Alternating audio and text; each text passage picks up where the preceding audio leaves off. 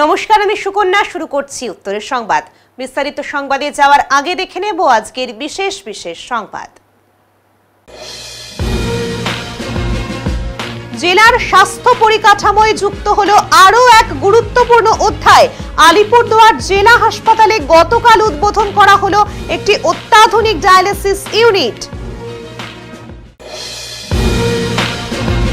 দার্জিলিং জেলা সিপিআইএম এর বৈঠকে ও আন্দোলন কর্মসূচিতে মোহাম্মদ সেলিমের বিস্ফোরক মন্তব্য। পাশাপাশি কেন্দ্রীয় সরকার ও রাজ্যের শাসক দলকেও তীব্র ভাষায় আক্রমণ করেন তিনি।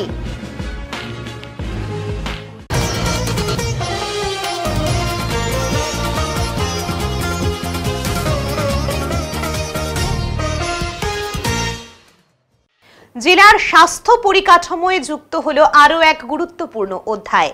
আলিপুরদুয়ার জেলা হাসপাতালে গতকাল উদ্বোধন হলো একটি অত্যাধুনিক ডায়ালিসিস ইউনিট। রোগী কল্যাণ সমিতির চেয়ারম্যান সুমন কাঞ্জিলাল এই ইউনিটের আনুষ্ঠানিক উদ্বোধন করেন।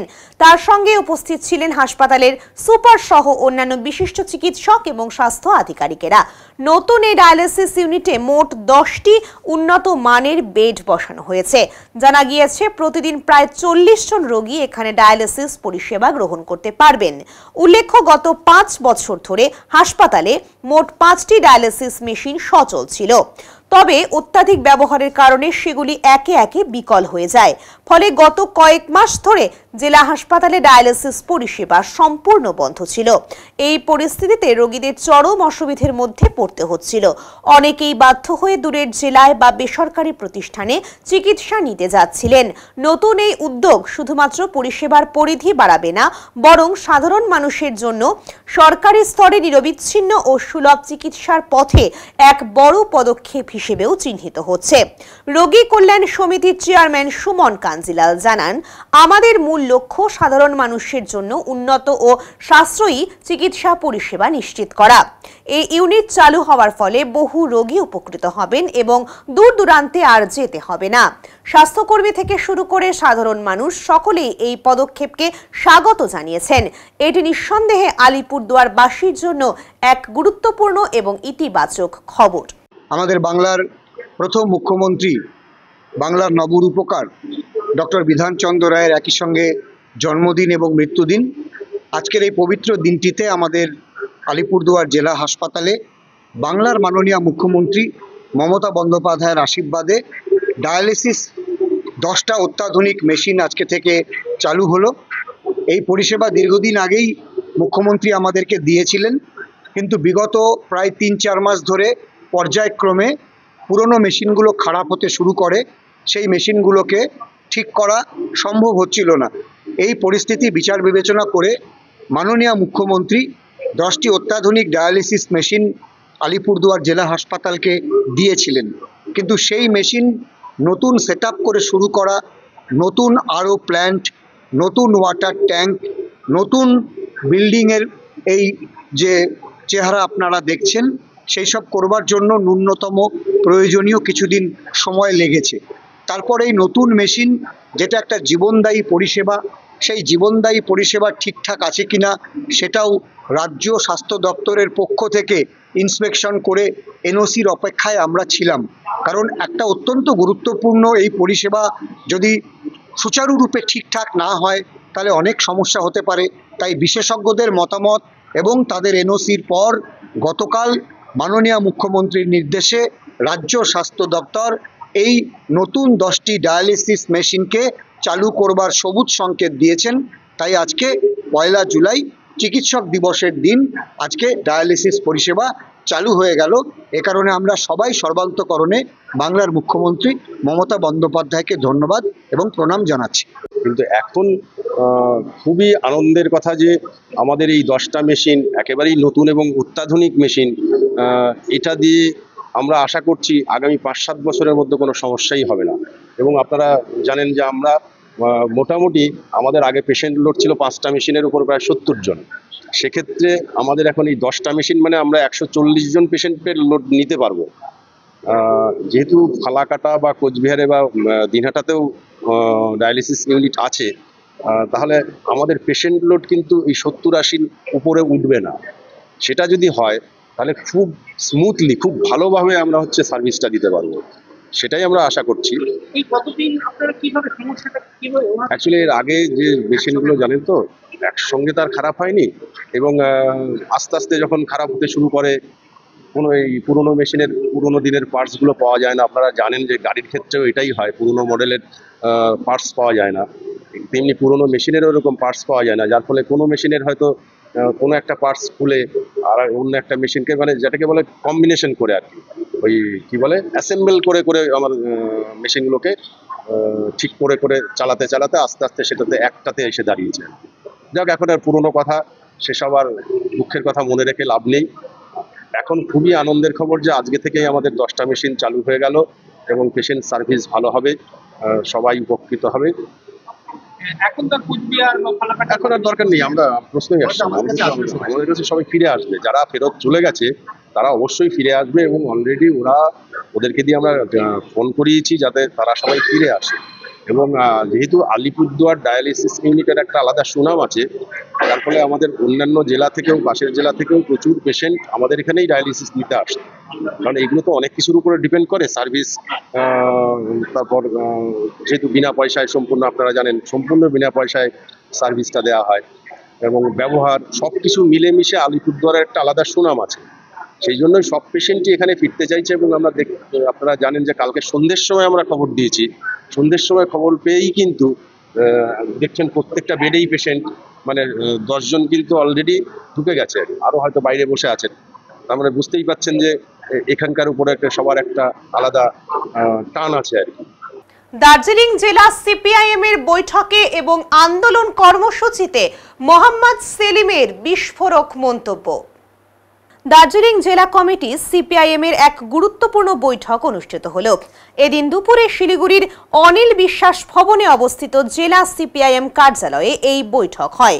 বৈঠকে উপস্থিত ছিলেন সিপিআইএম এর রাজ্য সম্পাদক মোহাম্মদ সেলিম, জেলা নেতৃত্ব ও একাধিক কার্যকর্তা। বৈঠকে মূলত বর্তমান রাজনৈতিক পরিস্থিতি, রাজ্য ও জেলায় সংগঠনের ভূমিকা এবং ভবিষ্যতের আন্দোলন কর্মসূচি নিয়ে বিস্তৃত আলোচনা হয়। বিশেষ করে আগামী 4 জুলাই শিলিগুড়ির পৌর নিগমের সামনে সিপিআইএম এর ডাকা বিশাল বিক্ষোভ কর্মসূচি ঘিরে বিস্তারিত পরিকল্পনা গ্রহণ করা হয়। পাশাপাশি আগামী 3 মাস জুড়ে রাজ্যের বিভিন্ন স্থানে ধারাবাহিক আন্দোলনের রূপরেখা নির্ধারণ করা হয়েছে। এই বৈঠকে দার্জিলিং জেলা কমিটির নতুন সম্পাদক মণ্ডলী গঠন করা হয়েছে বলে জানা গিয়েছে। মোট 9 জনের সম্পাদক মণ্ডলী, যার মধ্যে একজন মহিলা নেত্রী রয়েছেন। বৈঠক শেষে সাংবাদিকদের মুখোমুখি হয়ে মোহাম্মদ সেলিম রাজ্যের সাম্প্রতিক নানা ঘটনা নিয়ে ক্ষোভ উগরে দেন। বিশেষ করে সদ্য ঘটে যাওয়া কসবা কাণ্ডকে তিনি অত্যন্ত নিন্দনীয় বলে দোষীদের কঠোর শাস্তির দাবি জানান। পাশাপাশি তিনি রাজ্য সরকারের পাশাপাশি কেন্দ্র সরকারের বিরুদ্ধেও তীব্র আক্রমণ শোনান। মুখ্যমন্ত্রীকে নিয়ে একাধিক বিস্ফোরক মন্তব্য করে তিনি জানান, মানুষের স্বার্থে আন্দোলন চলবে এবং শাসক দলগুলির স্বৈর শাসনের বিরুদ্ধে লড়াই আরো জোরদার হবে। আমাদের সময় স্কুলে ম্যানেজিং কমিটি, মাদ্রাসা ম্যানেজিং কমিটি, কলেজে গভর্নিং বডি কতগুলো নিয়ম মেনে তৈরি করা হতো। এখন তো যারা অন্য কোনো কথা বললে জগ ছুড়ে মারবে এমন লোকজনকে গভর্নিং বডিতে নেওয়া হয়। এবং এতদিন কি করছিল? আর একটা বড় খবর, এসবটাকে সানসানি খেস করতে হবে, নির্যাতিতার চিকিৎসার দায়িত্ব নিতে হবে, বড় খবর বলে ব্রেক করতে হবে, ব্রেকিং নিউজ। দায়িত্বটা কলেজে প্রেমিসে হয়েছে। তো যে ধর্ষণ করেছে যারা, তারা তো ইনহেলার কিনে নিয়ে এসেছিল, সে তো দায়িত্ব নিয়েছিল চিকিৎসা। এটা বড় খবর কি করে হয়? কোনটা বড় খবর আর কোনটা ছোট খবর আমাদের রাজ্যের মিডিয়াকে এটা বুঝতে হবে। বড় খবর হচ্ছে এটাই যে কলেজের প্রেমিসের মধ্যে ইউনিয়ন রুমে, গার্ড রুমে তৃণমূলের ছাত্রী নেত্রীকে তৃণমূলের ছাত্র নেতারা ধর্ষণ করেছে, গণধর্ষণ করেছে। এবং ওই মহিলা যদি অভিযোগ না করত তাহলে কোনো ইনভেস্টিগেটিভ জার্নালিজম কেউ খুঁজে বার করতো না। এখন দেখা যাচ্ছে আগে অতীতে সম্পর্কে এই ধরনের অভিযোগ অনেক এসছে এবং কসবা থানা ধামাচাপা দিয়েছে, গভর্নিং বডি ধামাচাপা দিয়েছে। যে মেয়েটি অভিযোগ করেছে এর আগে, তাকে ডেকে বলা হয়েছে সে অনেক ক্ষমতাশালী, তোমরা কথা নিজের মধ্যে একটু মেনে নাও। মুখ্যমন্ত্রীকে চিঠি দিয়েছে শিক্ষামন্ত্রীকে চিঠি দিয়েছে। তার মানে এগুলো সব শিক্ষামন্ত্রী এবং মুখ্যমন্ত্রী জ্ঞাতসারে, গভর্নিং বডি জ্ঞাতসারে এগুলো হচ্ছিল। আমি শুধু দেখতে চাই তৃণমূল করে, ছাত্র পরিষদ করে, যুব কংগ্রেস করে, এমন মহিলারা, মেয়েরা কবে বিদ্রোহ করবে যে আমরা নিজের মান সম্মান বিকিয়ে তৃণমূলের ঝান্ডা বহন করতে পারবো না, অভিযানে ছবি লাগি করতে পারবো না। জলপাইগুড়ি জেলা স্কুলের প্রধান শিক্ষক ও সহ শিক্ষকদের সাথে বুধবার বিকেলে বৈঠকে বসেন জলপাইগুড়ি সদর মহকুমা শাসক তমজিৎ চক্রবর্তী। এদিন তিনি নিজেই স্কুলে হাজির হন। দীর্ঘক্ষণ প্রধান শিক্ষক ধর্মচাঁদ বারুইয়ের সাথে বৈঠক করার পর অন্যান্য শিক্ষকদের সাথেও বৈঠক করেন তিনি। যদিও এদিনের বৈঠকের বিষয় নিয়ে সাংবাদিকদের সামনে কিছু বলতে রাজি হননি সদর মহকুমা শাসক ও স্কুলের প্রধান শিক্ষক।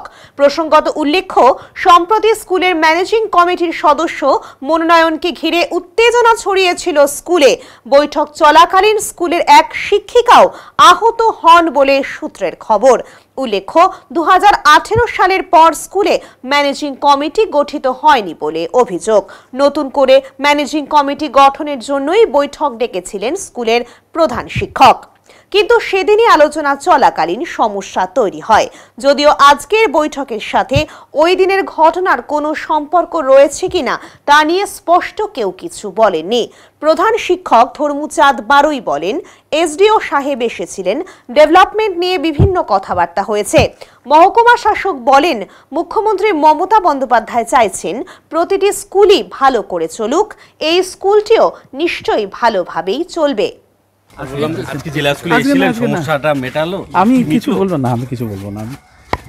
বলবো না, সব ঠিক আছে। বাচ্চাদের স্কুল, পুরনো স্কুল, আমাদেরও তো গর্বের স্কুল, আমরা তো আসতেই পারি। তো খুব ভালো এমনি পরিবেশ।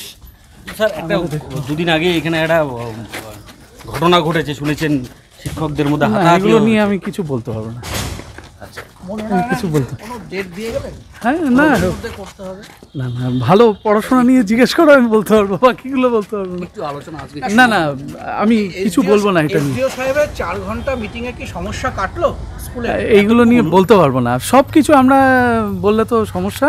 তবে মাননীয় মুখ্যমন্ত্রী চান প্রত্যেকটা স্কুল ভালো চলুক, এই স্কুলটাও নিশ্চয়ই ভালো চলবে, আমাদের গর্বের স্কুল, এটা নিয়ে কোনো চিন্তা নেই। তবে কোনো মন্তব্য আমি করতে পারবো না।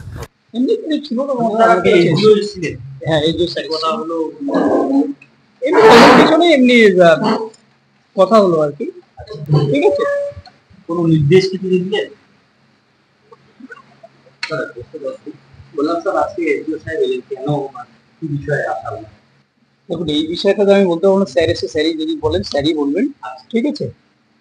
প্রকাশ্য দিবালোকে প্রতারণা, সোনার অলংকার নিয়ে চম্পট দিল 3 যুবক। ওদলাবাড়ি বাজারে বৃদ্ধা ও গৃহবধূর সর্বস্ব লুট, সিসিটিভি ফুটেজে ধরা পড়ল অভিযুক্তরা। দিনের বেলায় ভদ্র পোশাকে এসে কথায় কথায় কৌশলে এক গৃহবধূ ও তার বৃদ্ধ দিদার গলার ও কানের সোনার অলংকার নিয়ে চম্পট দিল 3 প্রতারক যুবক। চাঞ্চল্যকর এই প্রতারণার ঘটনা ঘটে মালবাজার মহকুমার ওদলাবাড়ি বাজারে। সর্বস্ব হারিয়ে আতঙ্কিত ও অসহায় ওই 2 মহিলা এখন পুলিশের দ্বারস্থ। ভুক্তভোগী পূজা মঙ্গর, বয়স 26, এবং তার দিদা নরমায়া মঙ্গর, বয়স 68, তুরিবাড়ির বাসিন্দা। এদিন ওদলাবাড়ি বাজারে কেনাকাটায় আসেন। প্রচন্ড গরমে ক্লান্ত হয়ে তারা বাজারের বাসস্ট্যান্ডে এলাকায় বসেছিলেন। সেই সময় 3 অচেনা যুবক তাদের কাছে এসে কথোপকথন শুরু করে। প্রতারক যুবকদের দাবি ছিল তারা নেপালে যাবে এবং তাদের কাছে ভারতীয় 7 লক্ষ টাকা আছে। এত টাকা নিয়ে নেপালে গেলে বর্ডারে সমস্যা হতে পারে বলে জানায় তারা। এরপর তারা পূজা দেবী ও তার দিদাকে প্রস্তাব দেয় ওই টাকা তাদের কাছে কিছুক্ষণের জন্য রেখে দিতে, বিনিময়ে তাদের অলংকার নেওয়ার প্রস্তাব দেয়। অলংকারের মূল্য থেকে বান্ডিলের টাকা বেশি, এমন লোভ দেখিয়ে নানা ছলনায় বুঝিয়ে 2 মহিলার সমস্ত সোনার গয়না হাতিয়ে নেয়। এরপর তারা একটি কাপড়ে মোড়া বান্ডিল হাতে দিয়ে দ্রুত স্থান ত্যাগ করে। সন্দেহ হলে পূজা ও নরমায়া বান্ডিল খুলে দেখেন ভেতরে কেবল কাগজ, কোনো টাকাই নেই। সঙ্গে সঙ্গে তারা ওদলাবাড়ি ট্রাফিক মোড়ে গিয়ে পুলিশকে বিষয়টি জানান।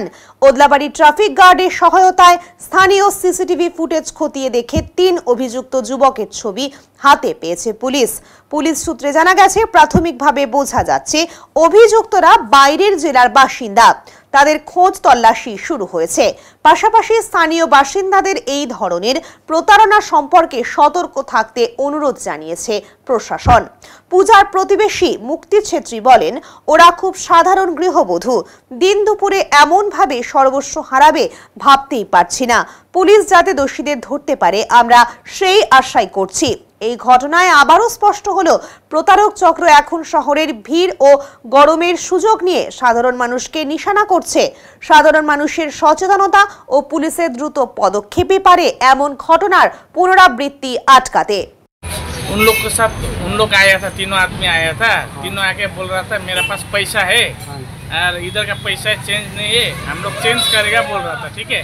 और उन लोग को बोला कि तुम लोग को वो सूद दे दो, हम पैसा दे देगा, ठीक है।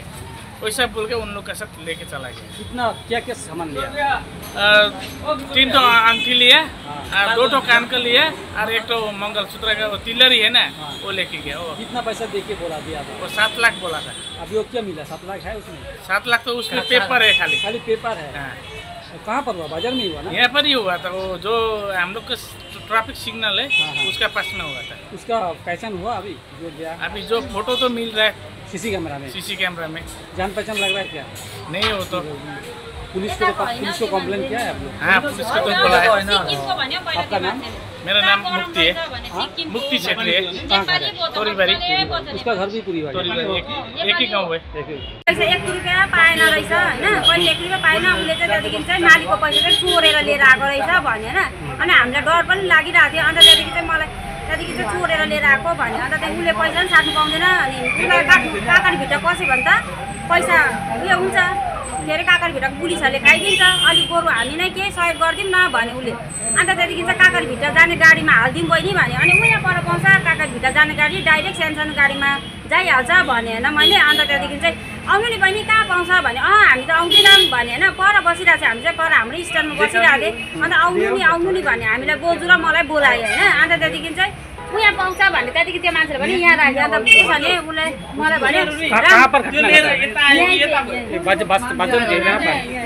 आपका पास क्या क्या था? 3 औँठी, कानको तिलरी। सोने का था? कितना पैसा दिया था बोला था? 7 लाख। 7 लाख रुपया दिया था। क्यों दिया था बोला? क्या बोला? म साट्नु सकिनँ होइन, नेपाली पैसा अब मलाई त मेरोमा आइडियाहरू केही छैन। अन्त त्यहाँदेखि चाहिँ साट्नु सकिनँ, बरु तपाईँको सुनहरू दिनु, यसो भने हामीले दिनु मानेको थिएनौँ सुनहरू पनि। अन्त त्यहाँदेखि दिनु नि दिनु भनेर बोजूको बेग खोसायो। पैसा हेर्दाखेरि पहिला 500-500को नोटै देखायो, पहिला पनि पैसा पनि। अन्त त्यहाँदेखि बोजूको बेग खोसाएर चाहिँ त्यहाँ हालिदिँदाखेरि त जबरजस्ती पैसा उयो सुनहरू चाहिँ त्यहाँदेखि बोजूको उयो गऱ्यो। त्यहाँदेखि म चाहिँ यता जाँदै थिएँ, फेरि दिनु नि बहिनी दिनु नि, किन टेन्सन मानेको हो, त्यस्तै हो यस्तो भन्दै त्यहाँदेखि चाहिँ बिरामी के भनेर उयो गऱ्यो। तपाईँको नाम? पूजा मगर। पूजा मगर घर कहाँ है? तोरीबारी। और आपका कौन लगता है? बोजू हो मेरो। क्या नाम? दादी। क्या नाम है आपका? नरमाया मंगल। क्या काम करते हैं आप? घरमै बस्छु। और उसका आपका हस्बैंड? घरमै। अभी पुलिस को जाना है आप लोग? पुलिस को बताएं अभी? ভারত খ্যাত ঐতিহ্য সম্পন্ন 350 বছরের জ্যোতিষী পরিবারের যোগ্য উত্তরাধিকার শ্রী দেবাচার্য জ্যোতিষ সম্রাট সম্মানে খ্যাতির সাম্রাজ্যে বিরাজ করছেন। তার বিচার বিশ্লেষণী ক্ষমতা ও রত্ন নির্বাচনের ক্ষেত্রে তীক্ষ্ণ বোধ তাকে অনেক বেশি জনপ্রিয় করে তুলেছে, আর মানুষের কাছে তিনি গুরুত্বপূর্ণ হয়ে উঠেছেন বিশ্বাসের পথ ধরে। শ্রী দেবাচার্য নিয়মিতভাবে রাশিফল লিখছেন উত্তরবঙ্গ সংবাদের পাতায়।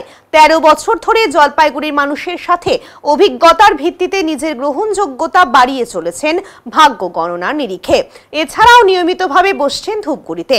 জলপাইগুড়ি শহরের ডেলাপ্লেটমে প্রতি মাসেই বসে থাকেন জ্যোতিষ সম্রাট শ্রী দেবাচার্য। জুলাই মাসের 2, 3 ও 4 তারিখে অর্থাৎ বুধবার, বৃহস্পতিবার এবং শুক্রবার হোটেল ডেলাপ্লেটমে বসছেন শ্রী দেবাচার্য। সময় সকাল 11টা থেকে রাত 8টা।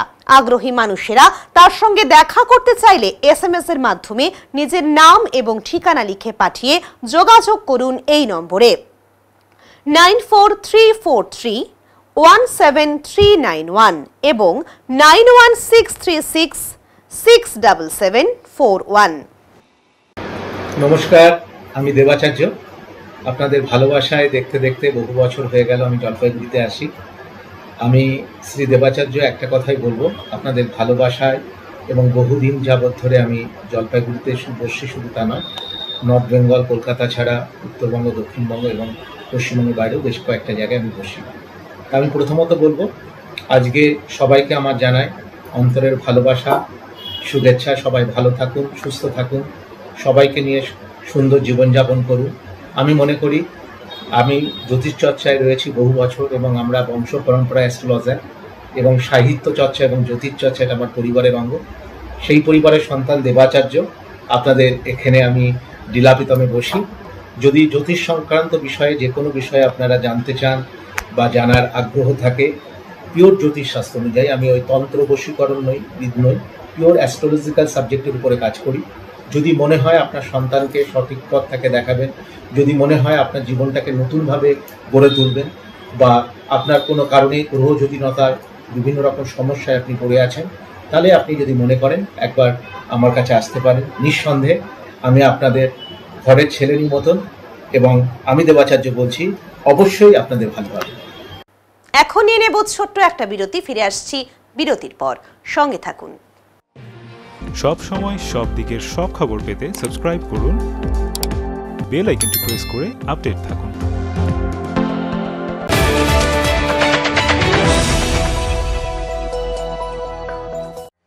আগামী মাসের 1 তারিখ থেকে স্কিল নেস্ট নিয়ে এসেছে দারুণ এক অফার। থাকছে 1 মাসের ফ্রি ডেমো ক্লাস। আজ থেকে এ মাসের 30 তারিখ পর্যন্ত নাম নথিভুক্ত করা যাবে। আমাদের এখানে nursery to class 4 all subject, class 5 to class 6 all arts group including Bengali, history, geography, Sanskrit এবং ক্লাস 7 থেকে ক্লাস 10 অল সাবজেক্ট যত্ন সহকারে পড়ানো হয়। আরো বিস্তারিত জানতে আজই আসুন স্কিল নেস্ট, নয়াবস্তি, 1 নম্বর ঘুমটি, জলপাইগুড়ি। যোগাযোগের নাম্বার 7602790567।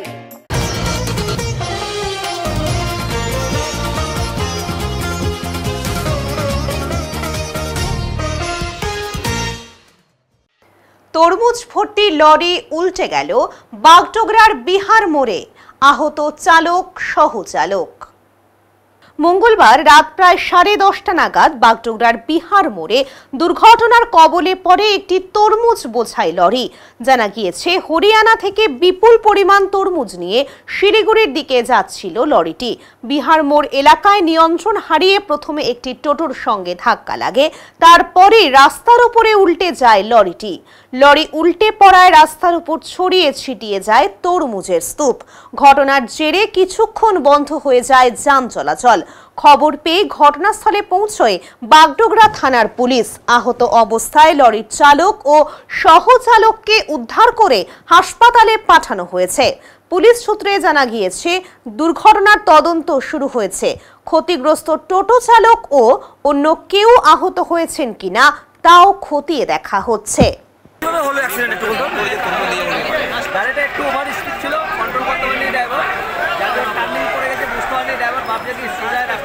যখন ব্রিজে এসে ইউটার্ন নিয়ে যখন টোটোটা মারার পর গাড়িটা পাল্টি হয়ে যায় গাড়িটা, ঠিক আছে। টোটোর কি আহত হয়েছে কেউ? লোক ছিল না, টোটো শোনার পর গাড়ির চাকা ভেঙে চলে গেছে।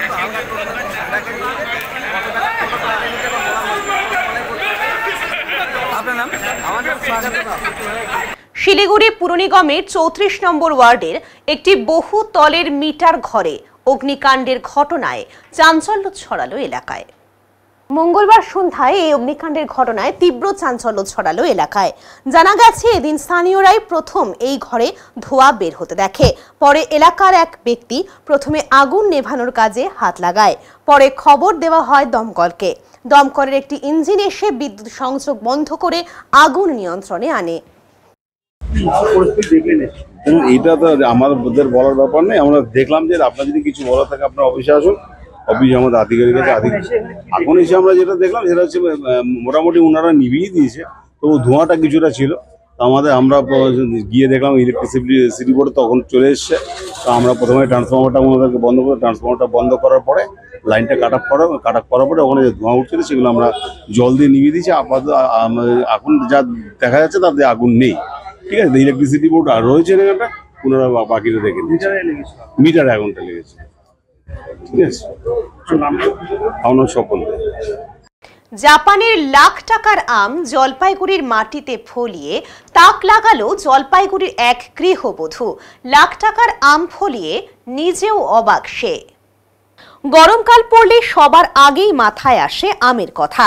ফজলি, ল্যাংড়া, হিমসাগর, আম্রপালি থেকে শুরু করে নানা সুস্বাদু আমের মধ্যে এবার ঢুকে পড়েছে মিয়াজাকি আম।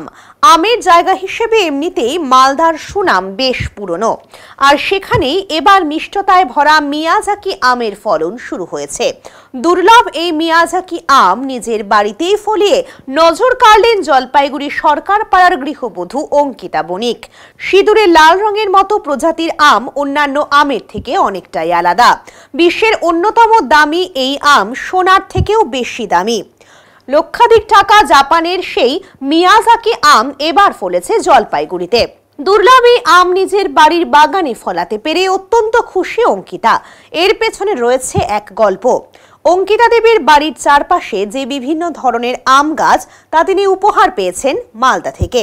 সেই আম গাছের মধ্যেই এবার লাখ টাকার আম ধরেছে। সেই আম এখন সোশ্যাল মিডিয়ায় ভাইরাল জলপাইগুড়িতে। বর্তমানে সাধারণ মানুষকে এই দামি আম কিনে খেতে হিমশিম খেতে হয় বা দোকানে পাওয়া যায় না, তাই উপহারের পাওয়া ছোট্ট একটি গাছ এবার লাখ টাকার আম দিল এই পরিবারকে, যা দেখে খুশিতে ডগমগ অঙ্কিতা দেবী ও তার পরিবারের সদস্যরা। বাজারে মিয়াজাকি আম 2.5 লক্ষ টাকা কেজি, কিন্তু বর্তমানে অত দাম নেই। বাজারে 1000-5 টাকা কেজি দরে বিক্রি হচ্ছে। তবে দাম নিয়ে তিনি ভাবিত নন। অঙ্কিতা দেবী যে নিজের শখের বাগানে মিয়াজাকি আম ফলাতে পেরেছেন তাতেই তিনি ভীষণ খুশি। এই যে একটা গুরুত্বপূর্ণ আম, সম্ভবত এই আম পাওয়া যায় না, পাওয়া গেলেও অনেক হাজার হাজার দাম, কেজি লক্ষ টাকা দাম, এরকম কি বিষয় আসলে এটা কি? মানে ব্যাপারটা হচ্ছে গিয়ে আমি এর আগে টিভিতেই দেখছি সব কিছু, যে এই মিয়াজাকি আম যেটা জাপানে বলে, আরও বিদেশে অনেক জায়গায় চাষ হয়, এটা নাকি লাখ টাকা, প্রায় 1,20,000 এরকম নাকি কেজি দাম হয় এটার। তা রিসেন্টলি আমি মালদাতেও দেখলাম এক্সিবিশন হচ্ছে, সেখানেও যে আর কি আম নিয়ে যারা এই গবেষণা করে তারা বলছে যে মিয়াজাকি আমের চারা নাকি সবচেয়ে ভালো এই গাছ। তা আমি তো জানতাম না, আমার মিসেস অঙ্কিতা তো এটার অলরেডি চাষ করে ফলনও চলে আসছে। আম কোথা থেকে এনেছিলেন আপনারা? এই চারাটা নিয়ে আসা হয়েছিল মালদার থেকে। কত টাকা দাম নিয়েছিল? অ্যাকচুয়ালি এটা আমার মানে দাম পড়েনি কোনো, চারা গাছটার খুব ক্লোজ একজন আমাদের গিফট করছিল। আচ্ছা, এর যে এত যে দাম, এটা কি জানতেন আগে? মানে শোনা কথা ছিল, তবে রিসেন্টলি যখন আমি মোবাইলে দেখলাম যে মালদাতে এটা নিয়ে এক্সিবিশন হচ্ছে, যে এক্সিবিট করছে সেও 2-3টাই নিয়ে বসে আছে যে এই আমের চারা নাকি এত দাম হয় বা এই আমের। তা আমি তো দেখে খুব খুশি হয়ে গেছি যে আমাদের বাড়ির উঠানেও এখন এই আম আর কি হয়েছে। কি করবেন এখন আমটা এরপর? ইচ্ছা তো করছে না খেতে, কি করবো বুঝে উঠতে পারছি না।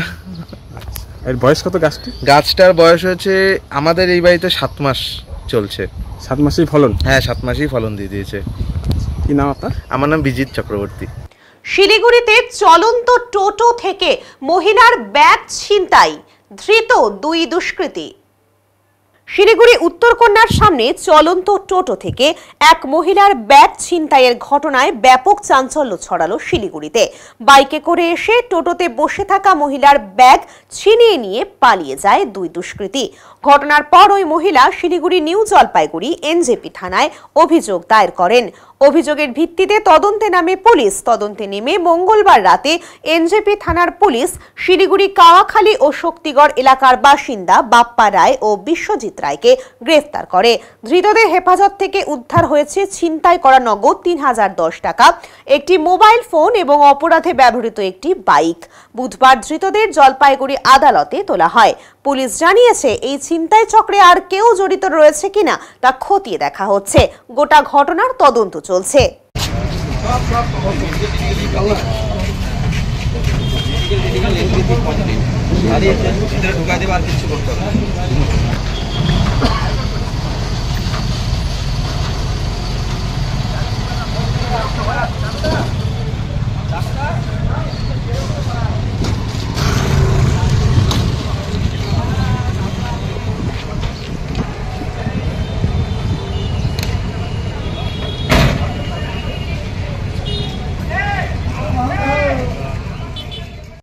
জলপাইগুড়িতে আপ্যায়নের নতুন ঠিকানা লক্ষ্মী গেস্ট হাউস, যেখানে রয়েছে শান্তি, স্নিগ্ধতা এবং মনোরম পরিবেশ। আজ উদ্বোধন হলো এই লক্ষ্মী গেস্ট হাউসের। জলপাইগুড়ি তথা উত্তরবঙ্গবাসীর জন্য সুখবর নিয়ে এলো। মহেন্দ্রক্ষণে জলপাইগুড়ি শহরের অন্যতম প্রাণকেন্দ্র প্রভাত মোড়ে আজ উদ্বোধন হলো লক্ষ্মী গেস্ট হাউস। বৈদিক মন্ত্র উচ্চারণে স্মরণীয় এই মুহূর্তে গৌরবময় উপস্থিতিতে উদ্বোধন করলেন রামকৃষ্ণ মঠ ও রামকৃষ্ণ মিশন বেলুর মঠের সহ সম্পাদক শ্রীমৎ স্বামী বোধশরানন্দজি মহারাজ। এছাড়াও উপস্থিত ছিলেন স্বামী নরেশানন্দজি মহারাজ, স্বামী শিব প্রেমানন্দজি মহারাজ, স্বামী বিশ্বধারানন্দজি মহারাজ। এদিন সকাল 11টা নাগাদ সকলের উপস্থিতিতে সুষ্ঠুভাবে জাঁকজমকপূর্ণভাবে বৈঠক অনুষ্ঠিত হলো এই শুভ উদ্বোধন সূচি। ঠিকানা Lakshmi tower 5/8/40 temple street, DBC road crossing. এই ধরনের গেস্ট হাউসে সব ধরনের রুম রয়েছে, যা সকলের নাগালের মধ্যে। এসি, নন এসি সবটাই রয়েছে এখানে। তাই জলপাইগুড়িতে আপ্যায়নের একমাত্র ঠিকানা লক্ষ্মী গেস্ট হাউস।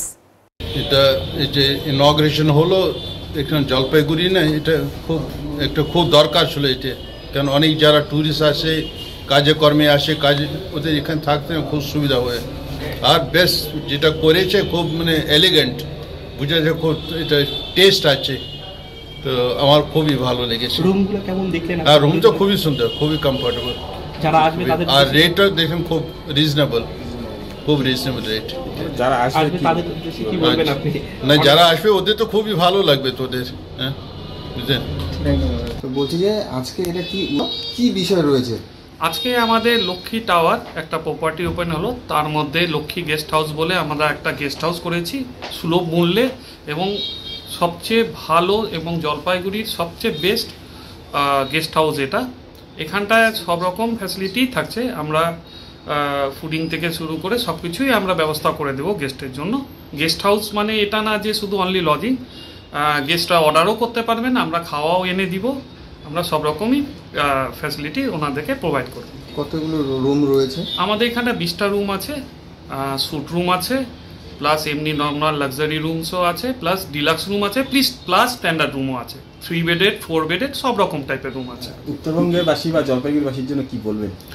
আমি তো অবশ্যই বলবো যে অবশ্যই আসবেন এবং আমাদেরকে সার্ভিস দেওয়ার সুযোগ দেবেন, এটাই আশা রাখবো সবার কাছে। এখন নিয়ে নেব ছোট্ট একটা বিরতি, ফিরে আসছি বিরতির পর, সঙ্গে থাকুন। সব সময় সব দিকের সব খবর পেতে সাবস্ক্রাইব করুন, বেল আইকনটি প্রেস করে আপডেট থাকুন।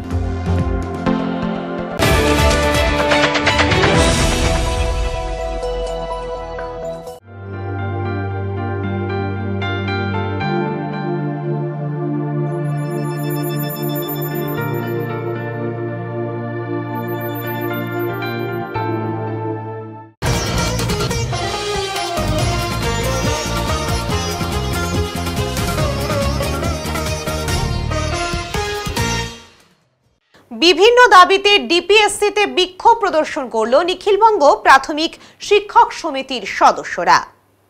বকেয়া ডিএ সহ রাজ্যের নারীদের নিরাপত্তা দেওয়া সহ আরও বিভিন্ন দাবিতে ডিপিএসসিতে বিক্ষোভ করল। শ্রমিক বিরোধী কেন্দ্রীয় সরকারের শ্রম কোডের বিরুদ্ধে 9 জুলাই সারা ভারত সাধারণ ধর্মঘটের সমর্থনে দেশ জুড়ে চলছে প্রচার। ধর্মঘটকে সফল করতে বুধবার নিখিলবঙ্গ প্রাথমিক শিক্ষক সমিতির সদস্যরাও বিক্ষোভ করল। সবাইকে ডাকো।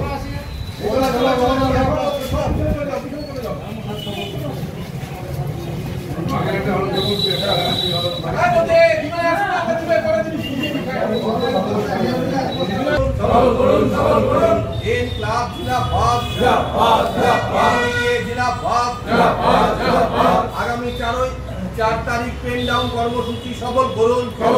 আগামী 4 তারিখ 2টা থেকে 4টা অবধি পেন ডাউন কর্মসূচি সফল করুন। আগামী 9 জুলাই সারা ভারত ধর্মঘট সফল করুন। বকেয়া ডিএর দাবিতে আগামী 9 জুলাই সারা ভারত ধর্মঘট সফল করুন।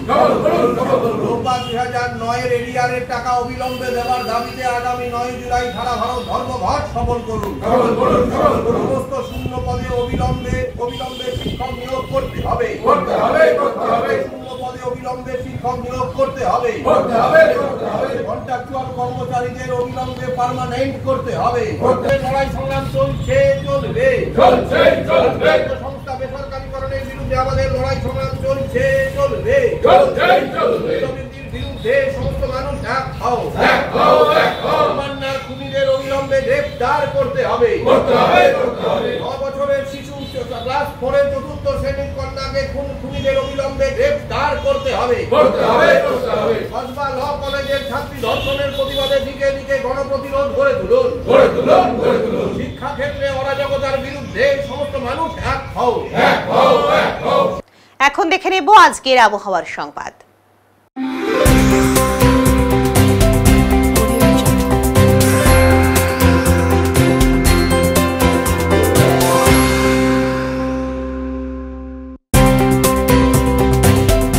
কেন্দ্রীয় আবহাওয়া দপ্তরের জলপাইগুড়ি কেন্দ্র থেকে পাওয়া তথ্য অনুযায়ী বুধবার দিনের সর্বোচ্চ তাপমাত্রা ছিল 33.8 ডিগ্রি সেলসিয়াস ও সর্বনিম্ন তাপমাত্রা ছিল 26.9 ডিগ্রি সেলসিয়াস। গত 24 ঘন্টায় বৃষ্টিপাতের পরিমাণ ছিল 12 মিলিমিটার।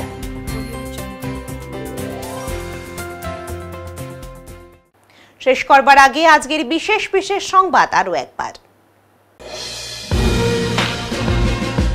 জেলার স্বাস্থ্য পরিকাঠামোয় যুক্ত হলো আরো এক গুরুত্বপূর্ণ অধ্যায়। আলিপুরদুয়ার জেলা হাসপাতালে গতকাল উদ্বোধন করা হলো একটি অত্যাধুনিক ডায়ালিসিস ইউনিট। দার্জিলিং জেলা সিপিআইএম এর বৈঠকে ও আন্দোলন কর্মসূচিতে মোহাম্মদ সেলিমের বিস্ফোরক মন্তব্য, পাশাপাশি কেন্দ্রীয় সরকার ও রাজ্যের শাসক দলকেও তীব্র ভাষায় আক্রমণ করেন তিনি। উত্তরের মন পরিবেশিত উত্তরের সংবাদ এখনকার মতো এই পর্যন্তই। নমস্কার।